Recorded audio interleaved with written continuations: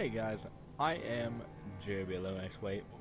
I am the dude with the face, and I am going to give you guys some tips on how to get how to get in a server, like right when you join a server, brand new, how to do, how to survive, thrive, and just all around do a lot better than what you were doing before. So originally we're going to start off on any type of server, if you don't have an account on it. But for this today, we're going to start on Antidote. And you just pick a name, and maybe 11 X-Ray, and go ahead and join server. And we'll get more into it when the game loads up. Okay, so when your game first loads, normally you would pick these sticks and go make a bow. Well, there's a thing that you can do that actually maximizes your space to as much as you can, and most people actually don't really know about this. But what you want to do right when you start is, as you can tell, you have a total of 200 space.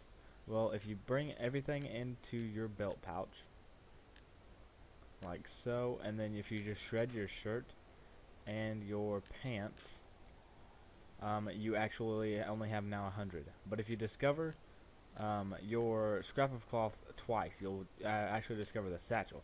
And if you craft that satchel, it's going to give you 300 bulk or space.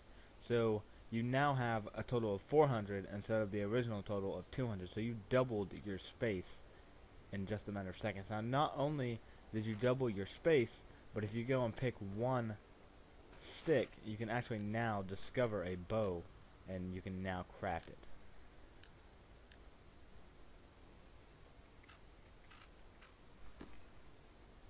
So once you have your bow, you're going to want to just basically just pick up some sticks, look out, watch your back and all that, make sure there's no wolves, no bears, no zombies, and definitely make sure that there's no players, because right now you're not really want to die, especially if you're at a good location, like if you're near Pleasant Valley. That can be a good and it can be a bad location. A good location because you can find quite a bit of stuff there, including weapons as like guns and also quite a bit of ammo. But if you spawn near Pleasant Valley, that's the main town, and that's where everyone's going to be. So you may want to try to avoid that place until you get a little bit geared up and then head in. So now that you got yourself at least 20, 25 sticks, you can now make them into arrows. So go ahead and discover it, and you can go ahead and craft 25 arrows. At the start of the game, blackberries are going to be your best friends. So every time you run into a blackberry bush, go up to it and click E. Collect the blackberries and drop the branches that you get.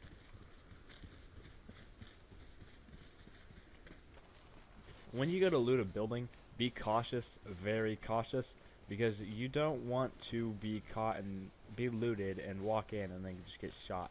So before you go in, make sure you check all the windows, make sure that nobody is inside, and that way you can actually get inside and move around, get what you need and get out, basically. So as you can tell, there's some bullets on the ground. We can take those 380 rounds and go ahead, and as you can see, we looked inside, didn't really see much. Log cabins are actually good for a recurve bow, which is actually what I was just about to say. If you ever do run into a recurve bow, pick that recurve bow up, drop your makeshift bow. The recurve bow is a lot better. We're actually going to keep both bows because the recurve bow is a little damaged, and we're going to need a weapon repair kit for that. Oh, would you look at that? 2 more recurve bows. Okay, so we're pretty good on recurve bows. And just make sure you search the entire house. Don't let anything go. If you actually want, you can shred these basic bandanas. Anything you get, normally you should shred it, because you can actually turn those into bandages and other things later on in the game. Like this shirt. Actually, we're going to keep the shirt because now you just added an extra 50 bulk to your storage, so that's a plus. Hunting can be a very vital source for food, especially if you are not near a town. With the recurve bow, you don't really have to aim too high above the head. Like, as you can see, I dropped him just in that one shot, and I didn't even have to aim too high. Now, to obtain either your venison or your animal fat, just either use a machete or a hatchet, and you run up to it and just hit it. Now, Now that we got animal fat, that's actually going to be used for later on. But we can actually cook up the venison in a campfire, and with the animal fat, we can actually turn that into biofuel later to actually use for fuel for your trucks, jeeps, or ATVs. Now, since I'm already here, I might as well show you how to deal with zombies. If you run it up on 1 zombie, 2 zombies, or maybe even 3 zombies, you may be able to take care of them pretty fast. If you run up to a zombie, as you can tell, zombies are pretty stupid on PvP servers. They're pretty slow. I could easily just kill him right now, and I wouldn't really have to deal with it. Most servers are pretty laggy. As you can tell, this one is very laggy. Normally they're actually going to come running at you. If they come running at you, if you run up to them and click Q, that'll actually knock them back and it'll stun them for just a second. So if you run up, click Q, and shoot them in the head 1 time, they're going to be dead. Don't forget to pick up your arrow afterwards, if possible. Sometimes it's not possible to get your arrow, like I don't even see my arrow now. But try to get it back if you can.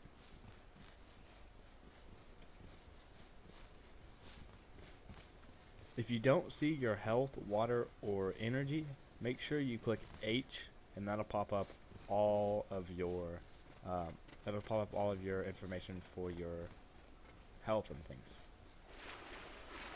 As you can tell, my hydration is not too bad, so we don't really have to take care of it right now. But since we're already near water, you never know when you're going to get a chance to run into water again.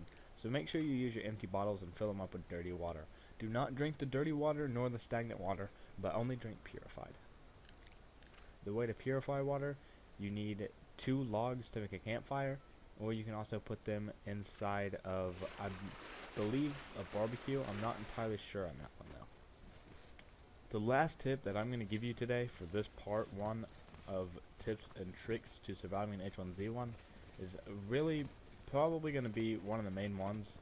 Most people know about it, but you're going to need to know how to navigate to get to certain towns and things like that.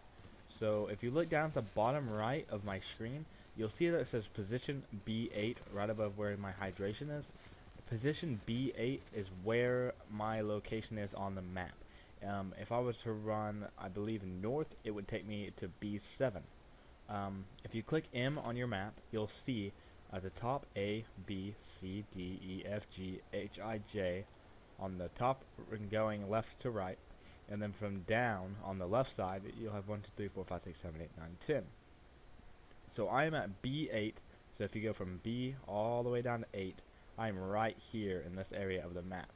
If I head north, I will run into Pleasant Valley. If I head east, I'm going to run into the Hemingway truck stop, or just keep going like this. If I head south, obviously I'm going to run into nothing because I'm running out of room on the map. Another good way to find out where you are is to click enter and type in /LOC. As you can tell, it says my my coordinates,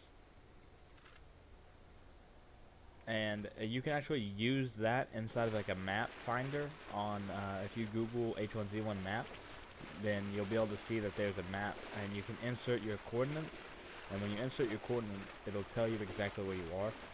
So that's a pretty good way to find out where you're at without having to use a compass. A compass is going to be one of your first things you're gonna want to find, because a compass is like you just gotta navigate to get to Pleasant Valley. Like, I don't know which way north is. I'm guessing north is this way. I'm hoping north is this way because I'm actually wanting to head towards Pleasant Valley. Try to avoid roads. If you can run on the side of roads, run on the side until you can actually get covered, and make sure you know where you're at. I hope this video helped you guys out a little bit. I know a lot of people didn't know about the satchel and some other things that I explained. I hope it helped you guys out, and part 2 will be out. It'll probably be about how to, purify water, cook food, how to obtain food, and basically how to set up a long-term survival camp. So hope you guys enjoyed, and I'll see you guys later.